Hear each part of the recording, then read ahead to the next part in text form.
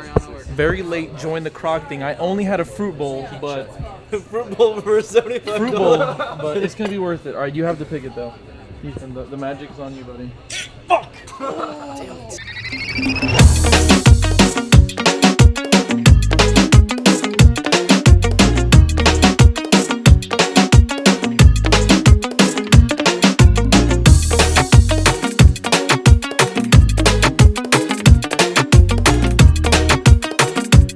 Welcome back everyone to another episode of the vlog. It's a pleasure to have you folks back. Today we are on the 510 list and I think they just called our name and we're playing here at the...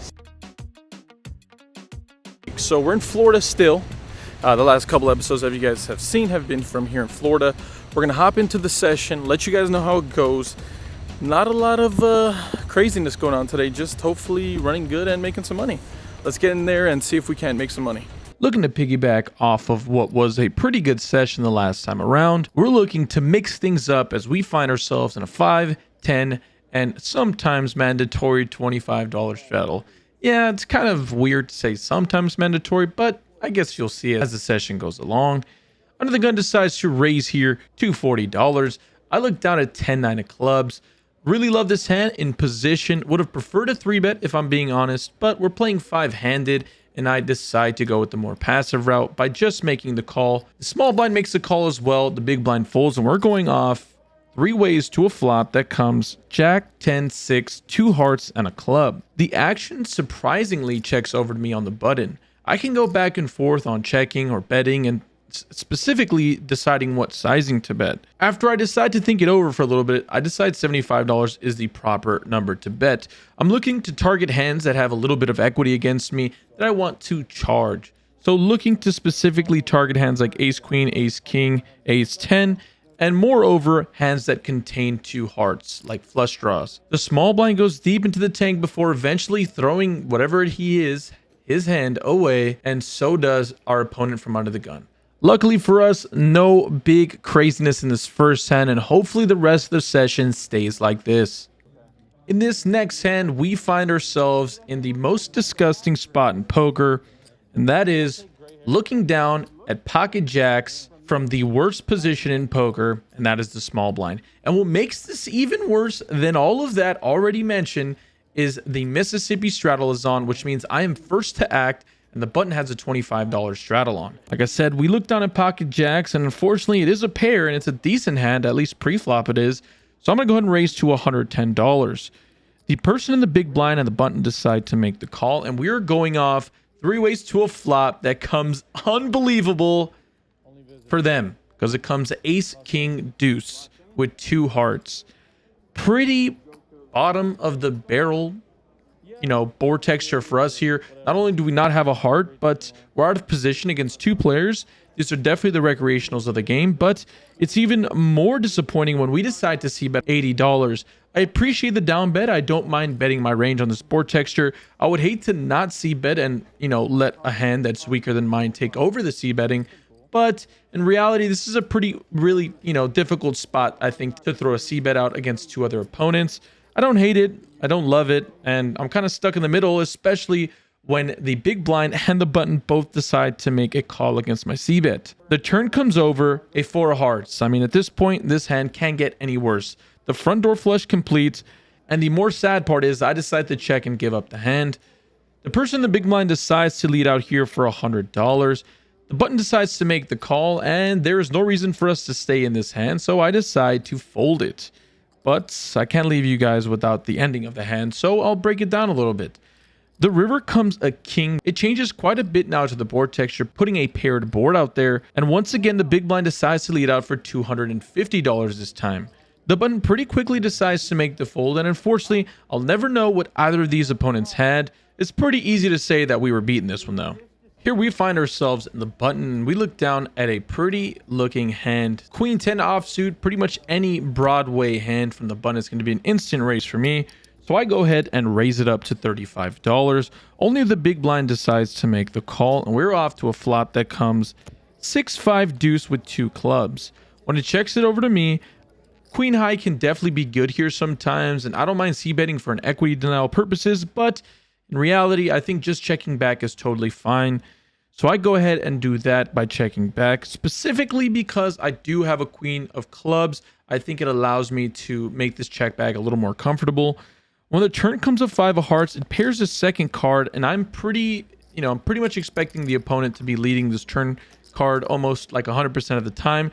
Not only did I lack any aggression on the flop, but this turn card is specifically better for his range than my own. And when he does decide to lead out for $25, again, nothing is out of the ordinary here. And I'm going to go ahead and make the call here. Yes, I am floating, but I think that queen high can definitely be good here sometimes. And if not, I think at the worst case scenario, I have 2 overs. Sure, my opponent can have trips, but the pot is so reasonably small at this point that it's really hard for it to get ridiculous on any runouts. And not only that, I think on a club, I can sometimes barrel off or at least bluff off my opponent from a better hand. Anyways, we're off to a river, and luckily we get bailed out, so none of the craziness really needed to happen. As the river comes the 10 of spades. The opponent decides to lead out for $60. I think that raising here would be overplaying my hand. It wouldn't be out of the ordinary. I feel like if I understood the player dynamics a little more, I can squeeze out a tad bit of value by raising here on the river here for thin value. But in reality, I don't know these players very well, and I assume this player to be a solid player, so there's no reason to, I think, ever raise this spot. So I just make the call. My opponent shows Jack 6 offsuit. Luckily, we do get bailed out on the river. I do think that my opponent would have been in a tricky spot if a club came out in the river. I would have probably been able to bluff him off.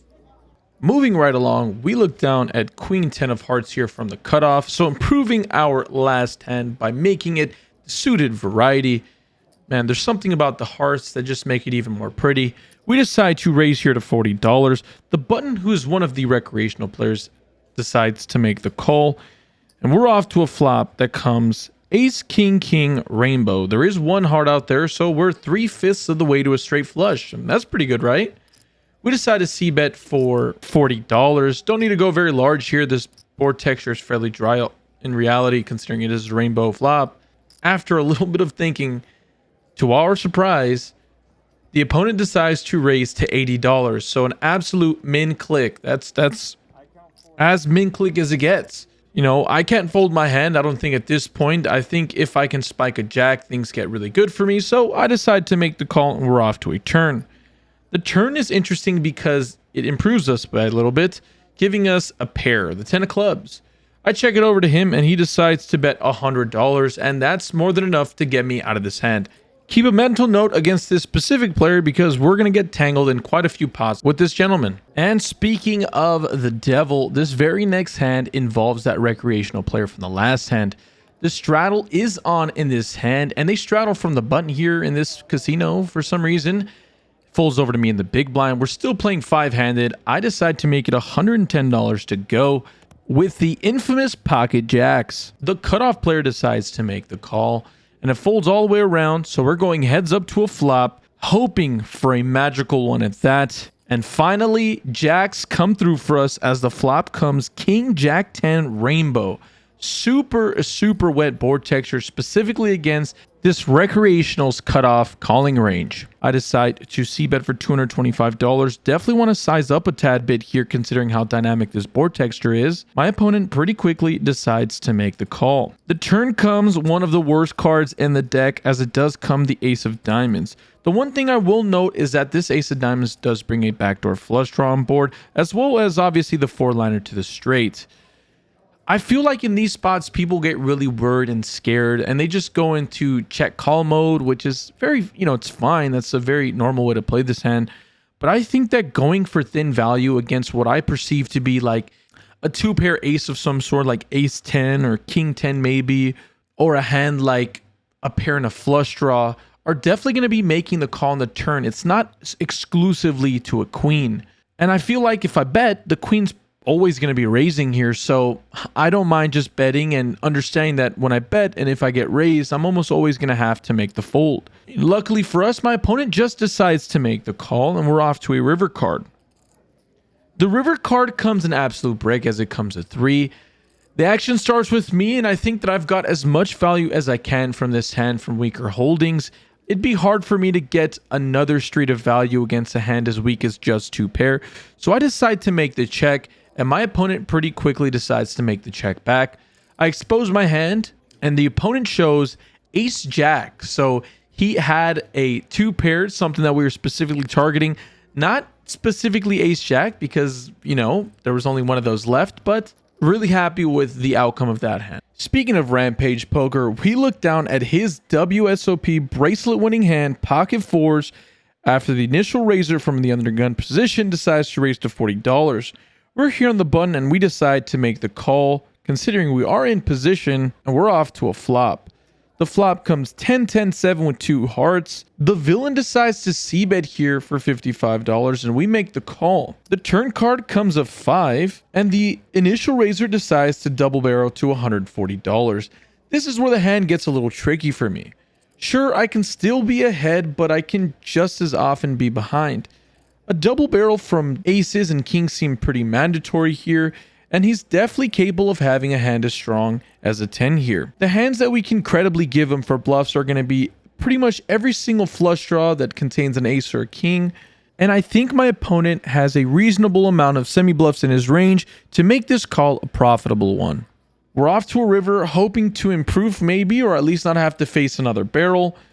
When it comes to 3 of hearts, so pretty close but no cigar. It seems like we were hitting every single card but a 4. Luckily for us, the opposition decides to check it to me, and there's no way that I'm going to be turning my hand into a bluff. And like I said, we got to a showdown for cheap, considering we didn't have to face another barrel. We pretty quickly decide to check it back, and my opponent shows Queen 10, so that is the top of his range here, and luckily for us, we didn't have to face another barrel, although it was a pretty easy fold on that river. As the session has gone to this point, it's been pretty up, down, and upside down, really. Besides a couple of interesting spots, it's been fairly straightforward. In this next hand, there's a little bit of an error on my part, and I wanted to share it. I look down at ace-queen offsuit from under the gun. I decide to raise to $35. The button and the big blind both make the call, and we're off to a flop. The flop comes 10-9-4 rainbow. When the action checks over to me, I decide to bet for $55. And the reason I even brought up this hand is because I just don't like my bet sizing on the flop. On a board texture that's relatively static, this is far too large. I think I need to be betting 30% on this board texture considering how dry it is and considering I have maybe one backdoor draw that's to the nuts. And after all of that being said, only the big blind decides to make the call and we're off to the turn. And luckily for us, we're running too good that even when we do a bad play, we get bailed out. The turn comes an ace of diamonds, but it does bring a backdoor flush draw. When the opponent checks over to me, I do want to size up a tad bit considering there are some more draws here, and I've now made my hand. I bet $130 and instantly the big blind decides to make the fold, so he probably didn't have a hand better than bottom or second pair. But again, I wanted to throw this in there because even me, with all the studying I've done and all this and all that, I still make some pretty egregious mistakes, and I'm going to call myself out, especially when I think I've made one that's pretty disgusting. And you may be asking yourself, what's the difference between, 30% pot and 40% pot? It might seem like a little bit, but those percentages are what make you a really great player and what make you like an average player. It's the difference that makes you a significantly more profitable player than the rest of the players at the table. Today's session hasn't had its shortcoming of massive hands, and I mean it. We've looked at a jack 3 times, and now aces, pocket aces. I had to do a double take because I couldn't believe how great I was running. Folds to me on the button, and I decide to raise to $30, and the recreational player from the earlier hands decides to make the call from the small blind. The big blind gets out of the way, and we're off to a flop. Heads up, and it comes ace queen 3 with 2 spades, a very wet board texture. We c-bet pretty small here though to $25. In this case, I like my c-bet. It's a reasonable sizing, but unfortunately my opponent pretty quickly folds, and I just wanted to see the pocket rockets, but couldn't get any more value out of it. For the most part, there's 2 pros on the other side of the table that I've been doing a fairly good job of staying out of the way of. Sure, we've played with some hands and naturally those things happen, but not a whole lot of craziness has occurred. We're playing 4-handed at this point and the button straddle is on. That small blind pro decides to raise to $105. It folds over to me and I'm in the cutoff, and I decide to make the call with ace 9 of diamonds. Going to be significantly ahead of his range here, and I'm going to be in positions, so this is a pretty juicy situation. Unfortunately, the flop comes king 6-8 with 2 hearts and a diamond. When the opposition decides to c-bet for $75, there's no way I can make a fold against this sizing, considering we do have a backdoor and we have an overcard to this board. The turn comes the 8 of diamonds, improving us to a flush draw, as well as improving what our range should be. When the opponent decides to check it over to me, I want to bet a fairly large sizing. I'd be doing this with all of my trips here, all of my sets that turn into boats, as well as bluffs like this hand. Sizing up to $250, the opponent pretty quickly decides to make the fold, and just like that, aggression has won us this pot. We definitely could have been bluffing with the best hand, and I don't want to discredit that, but I really like my sizing and the way I played that hand specifically, because we can definitely get better hands to fold like 10s, jacks, ace jack, and ace queen. As I promised, this session does not have a lack of huge pocket pairs. In this next hand, the straddle is on. The small blind decides to make it $125. The big blind is sitting on about 2K, and he makes it $300 to go. We look down at pocket jacks next to act, four-handed, and we are in quite the predicament. I've got to make a little 4-bet here, considering we're so short-handed. Calling is fine in some frequencies because I am in position, but allowing the player in the small blind to have a better price to make the call with whatever 2 cards he's holding is never good. If he has a hand like king queen suited, I'd rather 4-bet and get him out of the hand. I decide to 4-bet to a sizing of $800, going smaller than 3x here, and I think that's the perfect sizing. It folds over to the small blind, who pretty quickly gets out of the way, and now we go in to the tank with our friend here in the big blind. This gentleman hasn't been playing back a great deal, so seeing him 3-bet is a little bit of a surprise. Although I will definitely say it's not nutted, and that's the reason I 4-bet. It does cause some pause, specifically because he is pausing so long himself. After a deep tank, my opponent decides on a fold. Luckily for us, he actually tells us that he folded ace queen. So, you know, a hand that is doing fairly good against us. We are in the lead, but to take down nearly $500 pre-flop is unbelievable. Very satisfied with the way we closed out today's session. Played fairly strong poker today, and that's always a good feeling, especially fresh off of a good study session.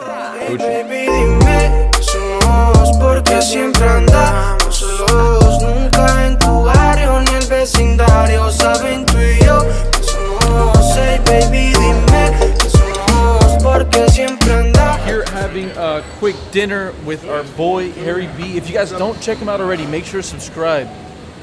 If you thought my hair was great, I mean, I don't know. I feel.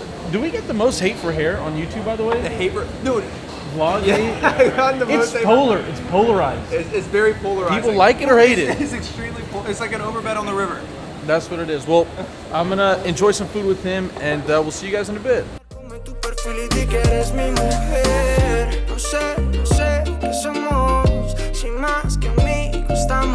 And now that brings our session to a close. Gonna wrap today's session up by giving you guys the rundown on the numbers. We were into today's game for 2,500, as that is the max there at that casino, and we cashed out for a whopping $3,605. And for my math, that's a pretty reasonable win of $1,105. Again, a pretty straightforward session. We played pretty good in some spots and not so good in a couple other spots. The one thing I am really happy about today's session was that hand where we had jacks, and we were able to eke out a little bit of extra value there. As thin as it may be, it's really nice to find these spots to really kind of push the envelope and make a little extra money in spots that you won't regularly go for them. Anyways, if you guys haven't already, please make sure to drop a like down below. It does so much for the video. It does so much for the algorithm. It continues to help us grow as a channel and a community. And more importantly, I want you guys to enjoy yourselves and have a very happy new year. We are already a month or two into this new year, and it feels like things are already looking up from what was our first session going on. Anyways, there's so much more to come. We still have a trip in the lodge, which will be the episodes moving forward. It's a wonderful time where we go out with a trip with Wolfgang as well as Ethan or Rampage Poker. Again, a huge thanks to everybody that I met in Florida. Couldn't have done it without you guys. You guys are wonderful people. Stay happy, stay healthy, and more importantly, run good at the tables, guys. Deuces.